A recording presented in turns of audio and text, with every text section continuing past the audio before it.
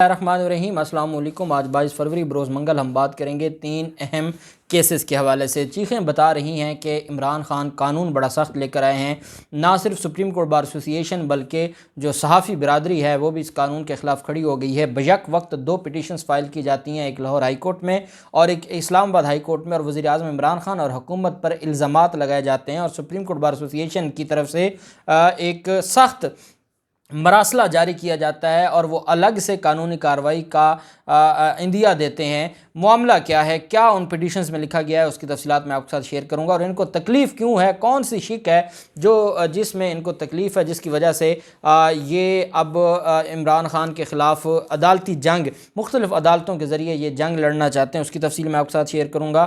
پہلے میں آپ کو بتاتا چلوں کہ آج نور مقدم قتل کیس میں اہم سماعت ہوئی، اور مدعی مقدمہ میں جو شوکت مقدم ہیں ان کے وکیل نے نثار اصغر صاحب نے عدالت کے سامنے آرگومنٹس رکھے، اور عدالت نے یہ فیصلہ محفوظ کیا ہے۔ 24 فروری کو یہ فیصلہ سنایا جائے گا، آج 22 فروری ہے۔ میں مختصر آپ کو پروسیکیوشن کے، کیونکہ اب تک جو ملزم سائڈ تھی، ڈیفنس سائڈ تھی، ان کے آرگومنٹس آپ کو ہم بتاتے رہے، کیونکہ وہ پہلے ان کی طرف سے آرگومنٹس تھے۔ آج مدعی کی طرف سے جو آرگومنٹس ہوئے، جس کے بعد میں پر امید ہوں کہ انشاءاللہ ان ملزموں کو سخت سزا ہونے والی ہے۔ ظاہر جعفر کو تو ڈیفینیٹلی سزائے موت ہونی ہے، اور ذاکر جعفر، عصمت آدم اور باقی جو تھراپی ورکس کے ملزمان ہیں ان کو بھی سزا ہوگی۔ آج ہونے والی سماعت میں وکیل نثار اصغر نے اپنے حتمی دلائل دیتے ہوئے کہا کہ جرح کے دوران وکیل دفاع نے عدالت کے تقدس کو بھی نہ چھوڑا، جبکہ تفتیشی افسر نے جو کہا وہ اسلام آباد کے SOPs ہیں جو کہ پنجاب سے مختلف ہیں۔ وکیل نے کہا کہ جو وقت لکھا ہوا ہے وہ لاش وصول کرنے کا ہے، پوسٹ مارٹم کا وقت نہیں۔ اگر ہم نے پوسٹ مارٹم میں دیر کیا تو اس کا مقصد کیا تھا، یہ وکیل دفاع نے نہیں بتایا۔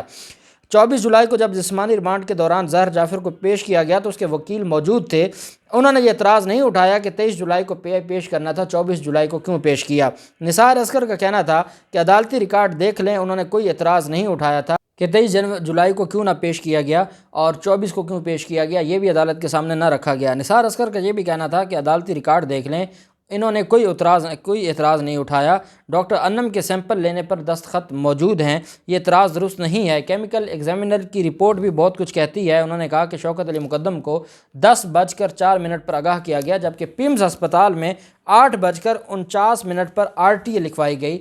امجد زخمی ہونے سے پہلے پرائیویٹ ہسپتال میں گئے، انہوں نے کہا ہم میڈیکل نہیں کرتے۔ ان کا مزید یہ کہنا تھا کہ شوکت مقدم با اثر تھا، اس لیے اس نے گرفتار کرایا ہے۔ مدعی کا پریشر نہ ہوتا تو اس گھر کو باہر سے کنڈی لگا دیتے، لیکن لوگ آ اور جا رہے تھے، ہمیں تو نام بھی نہیں معلوم تھے کہ کون لوگ آ جا رہے ہیں۔ اور اگر جو مدعی کے بارے میں یہ کہا گیا ہے کہ مدعی اس سارے کے سارے معاملے میں اس کی کوئی میلا فائل لی ہے، تو یہ ثابت نہیں کر سکے۔ وکیل نے کہا کہ ذاکر اور عصمت کے حد تک کسی تفتیشی کے پاس جو ثبوت تھا وہ مختلف چیزیں تھیں، مختلف ثبوت تھے جو عدالت کے سامنے رکھے گئے ہیں، اور ان کے نالج میں تھا، یہ وہاں سے کراچی سے اسلام آباد آتے ہیں، یہ یہاں سارا کچھ مینج کرتے ہیں، اور اس کے باوجود یہ کہتے ہیں کہ نہیں، یہ بالکل دودھ کے دھلے ہوئے ہیں اور ان کے پاس کوئی بھی چیز نہیں تھی۔ ساتھ جو شاہ خاور نے دلائل دیتے ہوئے یہ کہا کہ نور مقدم کیس میں DVR CDR فرانزک اور DNA پر مبنی ٹھوس شواہد موجود ہیں، تمام شواہد سائنٹیفکلی شامل کیے گئے۔ ملزمان کے خلاف پروسیکیوشن نے کیس ثابت کر دیا ہے، عدالت ملزمان کو سخت سے سخت سزا دے۔ جبکہ جو پروسیکیوٹر تھے انہوں نے کہا کہ مقتولہ کے ناخنوں کے اندر تک ظاہر کا DNA میچ ہوا ہے۔ پروسیکیوٹر ران حسن نے دلائل دیتے ہوئے کہا کہ ہم سوچ بھی نہیں سکتے کہ ایک باپ کی اس وقت کیا حالت ہوگی جب وہ اپنی بیٹی کی سر کٹی لاش دیکھے گا۔ ملزمان کے وکلاء نے الزام لگایا کہ شوکت مقدم نے خون میں لت پت لاش کے حوالے سے بیان نہیں دیا۔ سب سے بڑا ثبوت ہے کہ ظاہر جعفر جائے وقوع سے گرفتار ہوا۔ رانا حسن نے کہا کہ DVR کو مستند قرار دیا گیا اور آخری ثبوت کے طور پر لیا گیا ہے۔ مرکزی ملزم ظاہر جعفر جائے وقوع سے آلہ قتل کے ساتھ گرفتار ہوا۔ مرکزی ملزم ظاہر جعفر کے کپڑوں پر خون لگا ہوا تھا، جس کے بعد کوئی شک رہ نہیں جاتا۔ انہوں نے کہا کہ پوسٹ مارٹم رپورٹ میں یہ بات مانی گئی ہے کہ نور مقدم کا قتل ہو چکا تھا۔ جب سر کو جسم سے الگ کر دیا گیا تو مطلب خون کی روانی نہیں ہوگی اور قتل ہو گیا ہوگا۔ جب پنجاب فرانزک سائنس لیبارٹری نے DVR کو منظور کیا کہ اس میں کوئی ایڈیٹنگ نہیں کی گئی، اور انہوں نے کہا کہ نور مقدم نے جب چھلانگ ماری تو وہ ٹھیک طرح چل بھی نہیں پا رہی تھی۔ یہ کہتے ہیں کہ ہاتھ میں موجود موبائل فون کی وضاحت نہیں دی۔ 4 سے 5 بندے جو DVR میں نظر آ رہے ہیں وہ خود کہہ رہے ہیں کہ یہ ہمارے نام ہے اور ہم موجود تھے، پھر یہ کس چیز کا ان کو نام چاہیے؟ رانا حسن نے کہا کہ ملزمان کے وکلاء نے CDR کو ماننے کا اعتراف کیا۔ ملزم کے وکیل نے کل خود طاہر ظہور اور ذاکر جعفر کے درمیان میسیجز شیئر کیے۔ CDR کے مطابق ظاہر جعفر اپنے والد اور والدہ کو خود کال کر کے اپڈیٹ کر رہا تھا۔ پھر انہوں نے وہ بڑی لمبی چوڑی ان کی بحث تھی، اور یہ سارے آرگومنٹ سننے کے بعد میں اگر بطور قانون کا طالب علم اپنی رائے دوں تو میں یہ سمجھتا ہوں کہ ظاہر جعفر کو کیپٹل پنشمنٹ ہوگی، اور اس کے علاوہ جو ذاکر جعفر اور عصمت آدم جی ہیں ان کو بھی سزا ہوگی، اور جو اس میں سہولت کار تھے، جو اس سارے معاملے کو چھپانا چاہتے تھے اور مٹی ڈالنا چاہتے تھے، وہ تھراپی ورکس کے مالک اور ملازمین ہیں جو ذاکر جعفر کی ایما پر یہ سارا کچھ کر رہے تھے، جس کی وجہ سے ذاکر جانب کا جو کانسپیریسی ہے اس میں ملوث ہے، اور عصمت آدم جی اس وجہ سے ان کے جو معاملات ہیں، اور یہ بات سپریم کورٹ تک بھی ذاکر جعفر کی ضمانت اسی وجہ سے خارج ہوئی تھی۔ تو انشاءاللہ ان کو 24 فروری کو بڑی سزا سنائی جائے گی، اور ہم نے آپ نے مل کے جو کوشش کی ہے کہ اس کیس کو منطقی انجام تک پہنچایا جائے، انشاءاللہ جو عدالتیں ہیں وہ انصاف دیں گی۔ دوسری طرف جو معاملہ ہے، اور یہ جو کیس ہے وہ ہے پیکا ایکٹ کا۔ پیکا ایکٹ میں جو 2022 کی ترمیم آئی ہے، جو آرڈیننس آیا ہے، اس کو اب چیلنج کیا جا رہا ہے۔ پہلے میں آپ کو بتا دوں کہ پیکا ایکٹ کو اسلام آباد ہائی کورٹ میں چیلنج کیا گیا ہے، اور یہ اسلام آباد ہائی کورٹ میں جو چیلنج کرنے والے ہیں وہ Pakistan federal union of journalist نے پیکا قانون میں آرڈیننس کے ذریعے ترمیم کو اسلام آباد ہائی کورٹ میں چیلنج کی ہے۔ PFUJ کی جانب سے رضوان قاضی نے وکیل عادل عزیز قاضی کے ذریعے اسلام آباد ہائی کورٹ میں درخواست دی۔ درخواست میں یہ موقف اپنایا گیا کہ حکومت کے نے تب پیکا قوانین میں آرڈیننس کے ذریعے ترمیم کی جب ایک دن پہلے ایوان بالا کا اجلاس جاری تھا۔ حکومت نے ڈرافٹ پہلے ہی تیار کر لیا تھا، قانون سازی سے بچنے کے لیے سیشن کے ختم ہونے کا انتظار کیا گیا۔ درخواست میں عدالت کو بتایا گیا کہ آئین پاکستان جمہوری اقدار کو فروغ دینے کا مطالبہ کرتا ہے۔ آئین میں اظہار آزادی رائے کی آزادی شامل ہے۔ موجودہ حکومت کے دور میں میڈیا کو بند کیا جا رہا ہے، صحافیوں پر غیر اعلانیہ پابندیاں کی گئی ہیں۔ درخواست میں یہ بھی موقف اپنایا گیا کہ نیا ترمیمی آرڈیننس صرف اور صرف چند لوگوں کو فائدہ پہنچانے کے لیے ہے، اور چند لوگ ہی یہ فائدہ اٹھا رہے ہیں اس ترمیمی آرڈیننس سے۔ اس کی وجہ یہ ہے کہ یہ پورے کے پورے مافیاز ہیں، اور یہ ان ساری چیزوں کو مینیج کرتے ہیں، یہ ان ساری چیزوں کو دیکھتے ہیں۔ اب معاملہ یہ ہے، اسلام آباد ہائی کورٹ کو یہ کہا گیا کہ اس آرڈیننس کو کالعدم قرار دیا جائے، اس کو غیر آئینی قرار دیا جائے، اور اگر یہ کالعدم رہ جائے، یہ جو پیکا آرڈیننس ہے 2022، اس کو ختم نہیں کیا جاتا تو پھر یہ آزادی صحافت ختم ہو جائے گی، آرٹیکل 19 سے ختم ہو جائے گا۔ درخواست میں عدالت کو یہ بھی بتایا گیا کہ پیکا قانون میں ترمیم کے لیے قومی اسمبلی کا اجلاس بلایا جا سکتا تھا۔ حکومت کی جانب سے جلد بازی حکومت کے مذموم مقاصد کو ظاہر کرتی ہے۔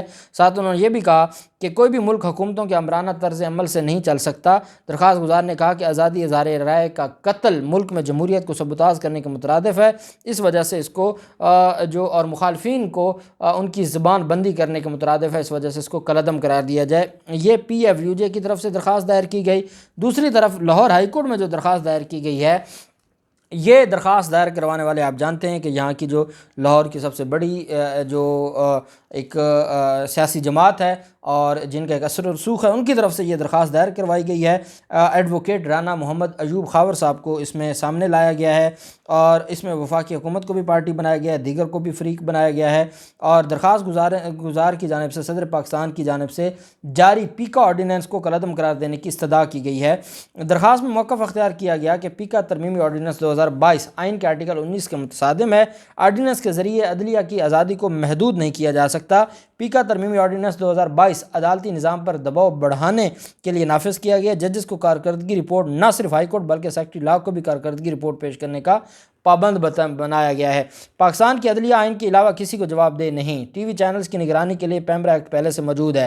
پیکا ترمیمی آرڈیننس 2022 کے تحت 2 ریاستی اداروں کو اختیارات سے کھیلنے کی اجازت دی گئی ہے۔ پیکا ترمیمی آرڈیننس صحافیوں کی آواز دبانے کے لیے لایا گیا ہے۔ حکومت کا پیکا ترمیمی آرڈیننس لا کر اپنے مذموم مقاصد کو جو حکومت وہ پورا کرنا چاہتی ہے۔ پارلیمنٹ کی موجودگی میں صدارتی آرڈیننس جاری کرنا بلا جواز ہے۔ درخواست گزار کی جانب سے استدعا کی گئی کہ عدالت پیکا ترمیمی آرڈیننس باعث کو کالعدم قرار دے۔ یہ لاہور ہائی کورٹ میں درخواست دائر کی گئی۔ ان دونوں درخواستوں پر سماعت کل ہوگی اور سینئر وکلاء کو دونوں میں ہائر کیا گیا ہے اور چاہتے یہ ہیں کہ اگر لاہور ہائی کورٹ سے، کیونکہ اب ان کو ریلیف ملنا بہت کم ہو گیا ہے اور آج کل ان کو ریلیف ملتا ہے آنریبل اسلام آباد ہائی کورٹ سے قانون کے مطابق، آئین کے مطابق، اس وجہ سے یہ چاہتے ہیں کہ یہ وہاں سے ریلیف ملے۔ یہ رسک نہیں لینا چاہتے تھے، انہوں نے 2 جگہوں پر یہ درخواستیں دی ہیں اور 2 عدالتیں فیصلہ دیں گی۔ ہو سکتا ہے کہ ایک عدالت خارج کر دے، دوسری درخواست کے اوپر نوٹس کر دے، ہو سکتا ہے کہ دونوں عدالتیں خارج کر دیں، ہو سکتا ہے کہ دونوں عدالتیں منظور کر لیں، اور جب عدالتیں انصاف پر تل جاتی ہیں تو ان کو کوئی روک نہیں سکتا۔ پھر معاملہ آ جاتا ہے جو احسن بھون صاحب ہیں، جو سپریم کورٹ بار ایسوسی ایشن کے صدر ہیں، وہ بھی اس معاملے میں اب آ گئے ہیں اور سپریم کورٹ بار ایسوسی ایشن نے باقاعدہ، اور سپریم کورٹ بار ایسوسی ایشن نے الیکشن ایکٹ میں جو ترمیمی آرڈیننس ہے اس کو بھی مسترد کیا ہے اور پی کا ایکٹ آرڈیننس کو بھی مسترد کیا ہے، اور انہوں نے کہا ہے کہ آزادی اظہار رائے پر قدغن لگانا جمہوری عمل اور ترمیم آئین کی دفعات کے منافی ہے۔ انہوں نے کہا کہ سوسائٹی کو آگے لے جانے کے لیے مخالف کا نقطہ نظر سننا ضروری ہے۔ وزیر اعظم مخالف کے خلاف تقریر کریں تو کیا دوسری طرف سے پھول آئیں گے؟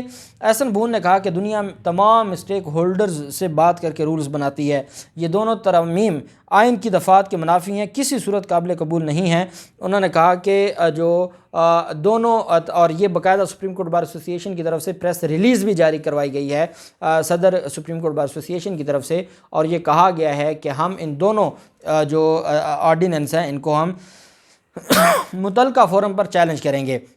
اب وہ متعلقہ فورم کون سے؟ پہلے تو سپریم کورٹ نواز شریف کو تو اہل کروا چکی ہے، اب وہ اس کو بھی چیلنج کریں گے، اور یہ جو اداروں کو چند ایک لوگوں کے لیے آج تک وکلاء کی بینیفٹ کے لیے یا وکلاء کی بینیفٹس کے لیے انہوں نے کبھی کوئی درخواست دائر نہیں کی، اور یہ وکلاء جو ینگ وکلاء ہیں وہ اس چیز کو دیکھ رہے ہیں کہ یہ صرف خاص طرح کے اگر مافیاز کے لیے ہی کام کرنا ہے تو پھر اس کا مطلب یہ ہوا کہ یہ وکلاء کے ریپریزنٹیٹیو نے اب اس کا فیصلہ کرنا ہے سپریم کورٹ بار ایسوسی ایشن نے۔ دیکھتے ہیں ان دونوں ریٹ پٹیشنز میں سپریم کورٹ بار جو کچھ کرنے جا رہی ہے، جو بھی تفصیلات ہوں گی آپ کے ساتھ شیئر کریں گے۔ اللہ پاک پاکستان کا حامی و ناصر ہو۔ بہت شکریہ، اللہ حافظ، پاکستان زندہ باد۔